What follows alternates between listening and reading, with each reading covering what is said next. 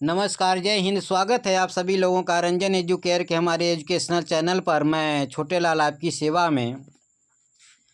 Noun first part में आप लोगों ने प्रॉपर, कॉमन और कलेक्टिव नाउन देखा था।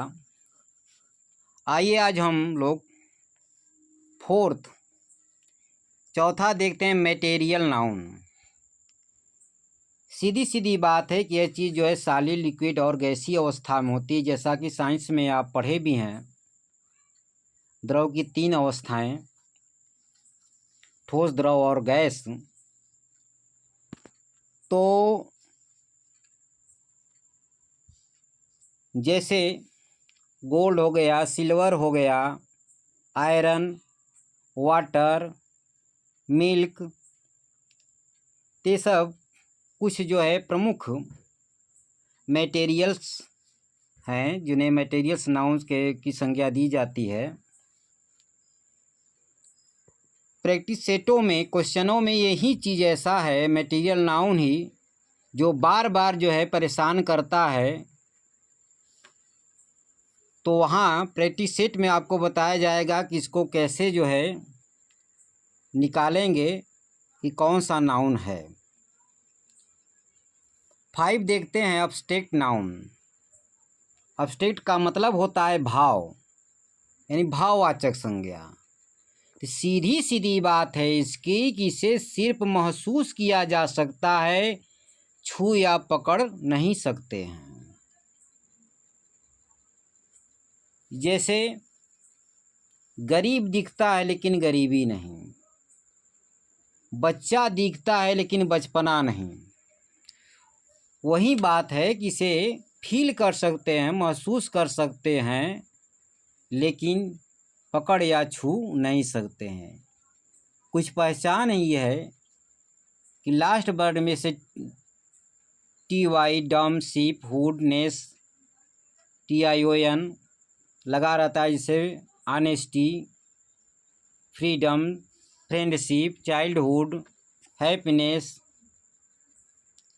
नेशन। इसकी एक खास पहचान है। आइए कुछ हम लोग प्रैक्टिस सेट देखते हैं, जहां आपको ये बताना होगा कि किस सेंटेंस में कौन सा नाउन है। तो question number first, water is life. Water is life. अब यहाँ देखिए, वाटर इज लाइफ, जल ही जीवन है।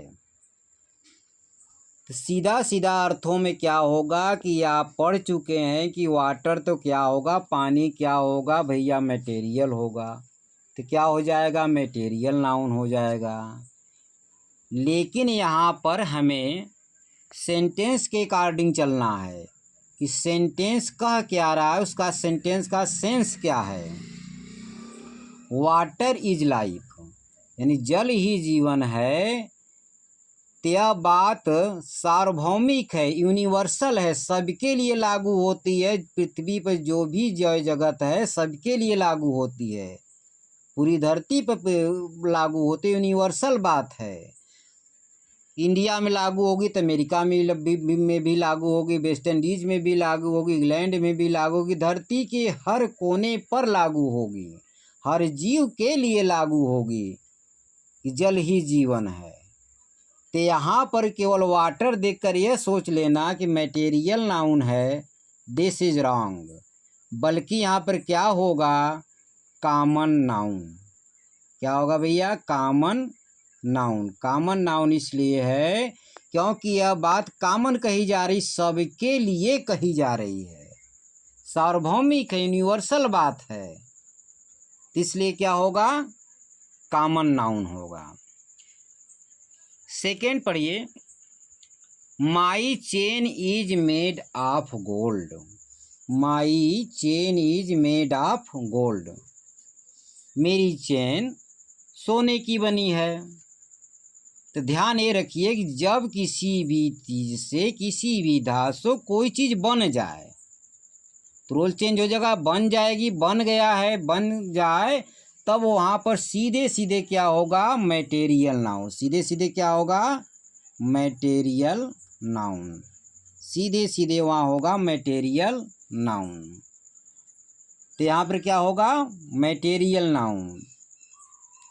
तीसरा देखिए, the gold is a precious metal. सोना कीमती धातु है। तो अब सोना चाहे भारत में हो, चाहे दुनिया के किसी भी कोने में हो, वो होगा क्या, हमेशा हमेशा वह कीमती होगा। हमेशा क्या होगा, वो कीमती होगा, प्रीशियस होगा। तो हमेशा वह प्रीशियस होगा, तो कहीं भी होगा कीमती होगा। तो मतलब क्या है कि यह भी बात कही जा रही है, सार्वभौमिक कही जा रही है, सब जगह के लिए लागू होगी कि सोना क्या होगा, कीमती होगा। वहाँ की मुद्रा में भी वह उसका दाम होगा, उसकी कास्ट होगी, महंगा होगा। तो यह बात भी होगा सीधे सीधे कॉमन नाउन, क्योंकि यूनिवर्सल बात कही जा रही, सब जगह के लिए बातें लागू हो रही है।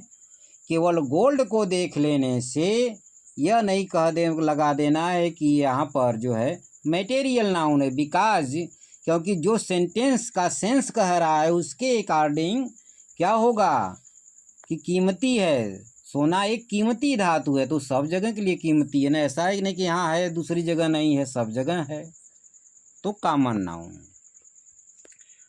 Fourth, the water of the Ganga is Holi. Ganga का पानी पवित्र है। यहाँ भी देखिए वाटर आया है, और फर्स्ट में भी वाटर आया, फर्स्ट सेंटेंस में भी वाटर आया है। वहाँ हमने क्या किया था, कॉमन नाउन। अब यहाँ विचार कर लेते हैं, the water of the Ganga is Holi. और वाटर देखकर सीधे सीधे क्या हो जाएगा, मटेरियल है। नो, पहले सेंटेंस को देखिए, सेंटेंस को पढ़िए, सेंटेंस का अर्थ निकालिए, भाव निकालिए।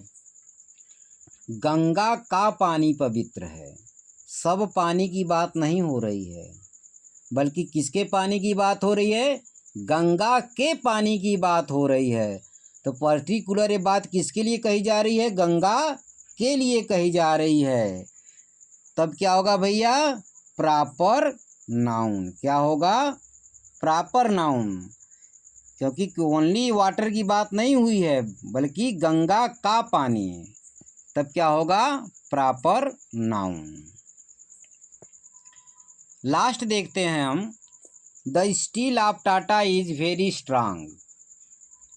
The steel of Tata is very strong. तो किसका स्टील, टाटा का स्टील, टाटा का स्टील। तो क्या होगा, प्रॉपर नाउन। किसकी स्टील, टाटा का स्टील, तो प्रॉपर नाउन। मैं समझता हूँ कि इतनी बात आप समझ रहे होंगे। कोई भी सेंटेंस रहेगा तो आप लोग उसके भाव सेंस के आधार पर ये निकालें कि इसमें कौन सा नाउन है। केवल मटेरियल देख लेने से, क्योंकि मटेरियल में ही मामला बचता है, और जगह तो सीधे सीधे हिंट्स है, अपस्टेट का अपना हिंट्स है, सब चीज़ों का अलग हो जाएगा। लेकिन यहाँ पर आकर मामला बच जाता है, जो कि सब में होगा। ओनली अपस्टेट छोड़ दिया जाए तो सब का सब हो जाएगा।